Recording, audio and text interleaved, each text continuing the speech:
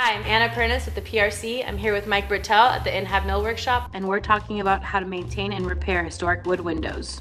The beauty of a historic window is that it is a component of many parts. So you can replace and repair the individual parts and still maintain the overall window. A lot of people have a pane of glass that maybe breaks. Is that something that you could just repair in place? Do you have to bring that to the shop? That's something that you can definitely repair in place. Sometimes the buttons that hold the glass in place break, or over time they've been piecemealed together.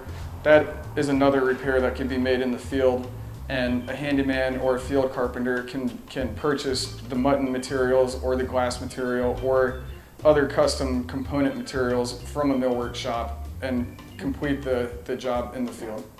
This is obvious that it's a new unit because it's got that smooth, clear glass. You don't have that same wavy glass that you'll see in a lot of the historic buildings. Are you ever able to match that pattern or get new glass that can mimic that look? Yeah, so if you need to change one pane out, you can get the old looking glass and replace it to match the existing glass. So it's not an issue that you need to change all of them out if one is broken. You can match the old glass or the new glass.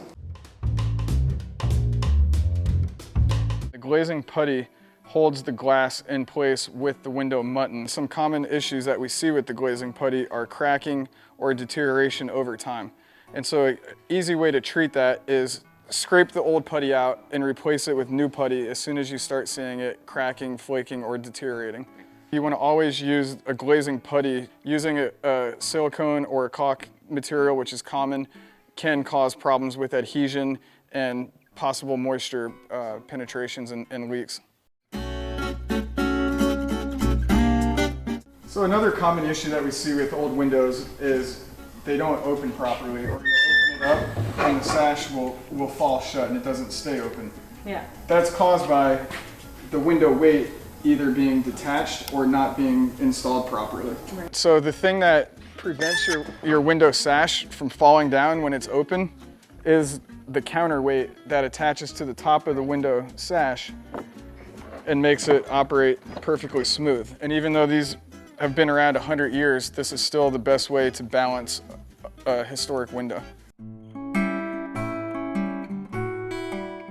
I think another thing people see is that the windows won't open because they're painted shut. The best advice for that is don't paint your windows shut. And if they do get painted shut, make sure that you go back with a razor knife and scrape them clean and keep them functional at all times.